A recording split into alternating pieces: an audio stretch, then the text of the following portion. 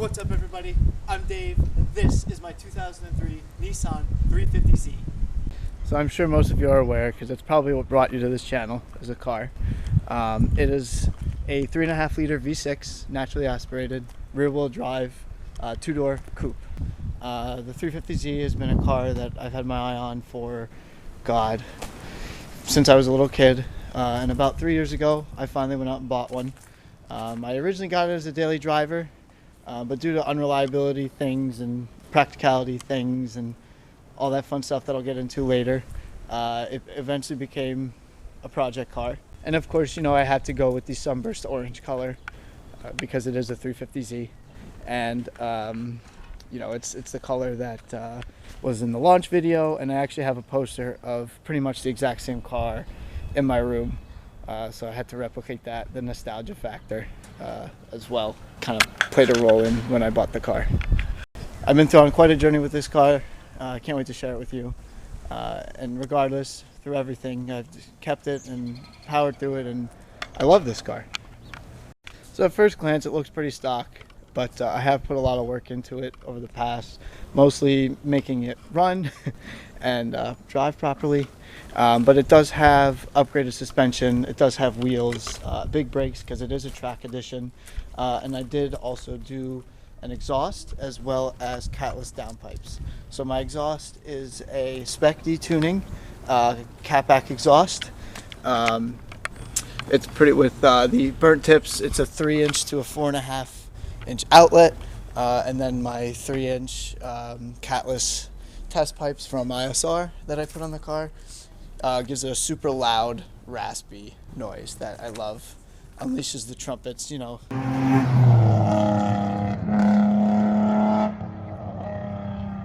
If you're a VQ fan, the sound that we all know and love.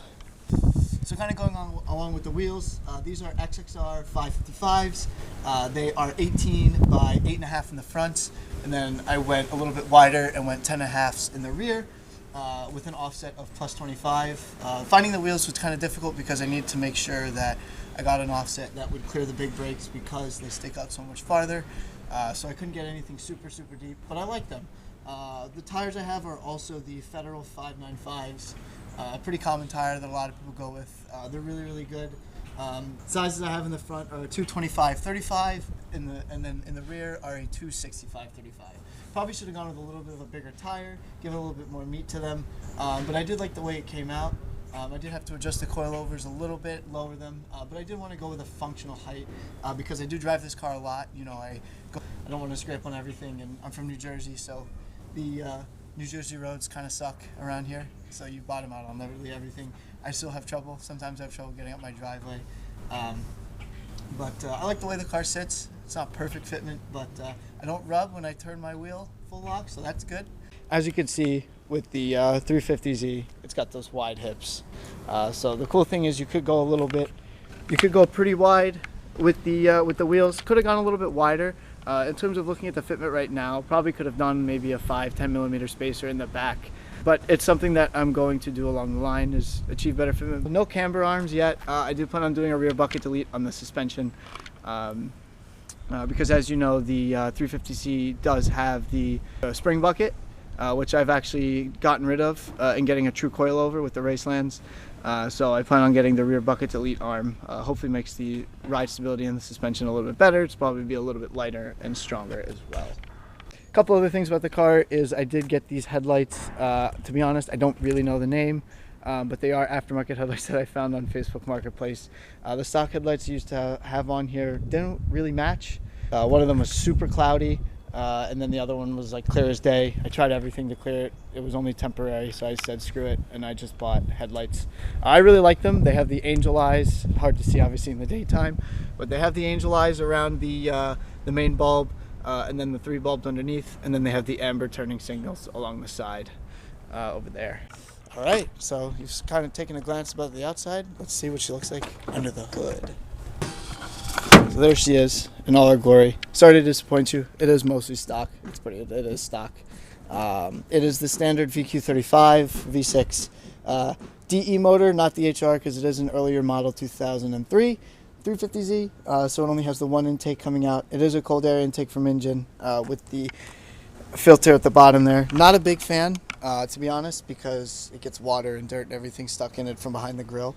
I've tried screens and everything. It's on like I don't even know what number filter it is, but it already looks rusted. So have to replace that more often than I would like to. A couple funny stories about this motor is it's actually the second motor I've had in the car. The first motor I blew 8 days after I bought it. I don't even know what happened. I was driving along on the highway with a few friends to a meet, and literally the car just grenaded. Apparently I threw a rod, and it was so bad that it actually went through the block and shaved weights off the flywheel. So I had to upgrade it, get a stage 2 clutch and lightweight flywheel, which has made it pretty heavy. I've actually learned to drive manual on this car. God bless this car. But the good thing was I had done most of the learning on the old clutch, so the new one is pretty good shape. Haven't ruined it yet, hopefully. But yeah, everything else is pretty standard. Probably should have cleaned the engine bay. It's pretty dirty, but you know, that's from driving it.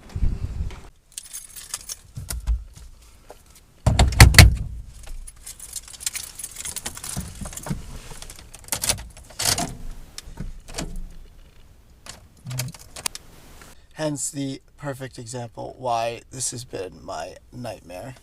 It's okay, it's an easy fix. Just gotta pop the hood, pop the battery cover off. Something as simple as a little shake.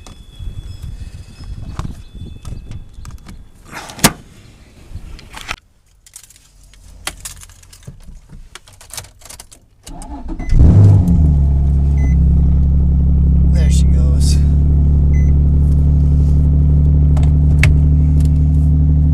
So while I give her some time to warm up, I could probably explain. Basically, I don't really know why that happens, so I guess I can't really explain. But I think sometimes, you know, when the car sits for a little bit, and I go to turn it on, it trips something in the battery. There's a loose connection somewhere. But usually just a quick shake of the terminal will get it fixed, and we'll get it running again. It's been an inconsistent problem, so I don't really know. I have to get to the bottom of it. I tried tightening the terminals. It doesn't really seem to help, but I don't know. It's just one of the growing pains with this car. Going over the interior, basically I have D&D quick release steering wheel. You know, I put in that head unit myself. I have a weighted shift knob.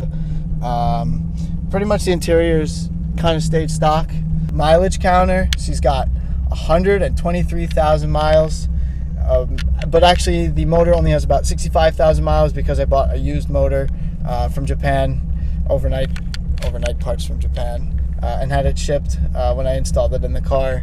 But that's just on the body. Probably one of the funny things about this car that I haven't really figured out why is, hey, let's roll down the windows. That's great. And how about the passenger side?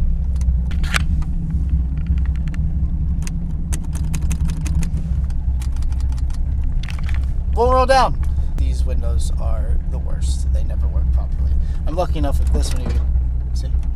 Now this one won't even go up. There she goes. A couple other things too you may notice with this car. As it's idling, or as you could hear it from the outside, it sounds like it's cammed. It's not cammed. I wish it was cammed. Maybe someday it'll be cammed, but it's not.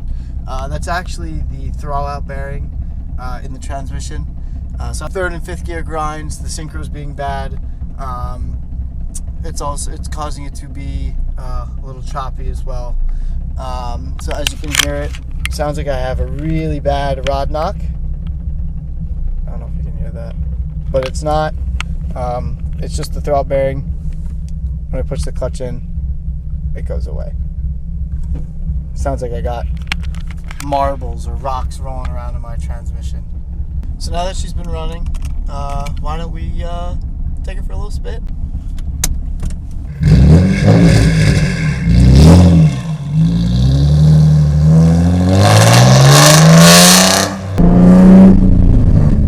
As you can tell, my neighbors love it.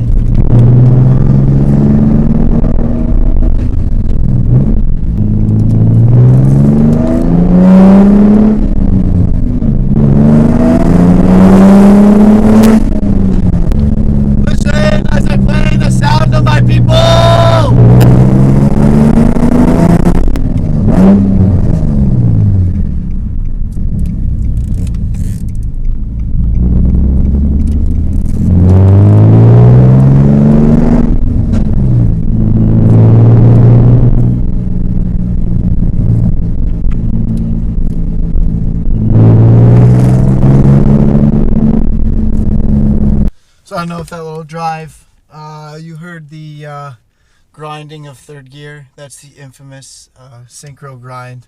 It being a 2003, it's got the shitty CD001 trans, I think, and it's notorious for grinding. Yes, the CD009 trans from the later 350Zs is on the shopping list as well. Hopefully gonna have that, before the season starts, by the time all this coronavirus crap ends. Other than that, she's pretty solid. Steers really well, handles well. Body roll is pretty much non-existent in this thing. It's such a blast to drive, but you pretty much do have to granny shift it into third and fifth gear, which is a bummer, especially when you're doing pulls. Yeah, it's great. I love this thing.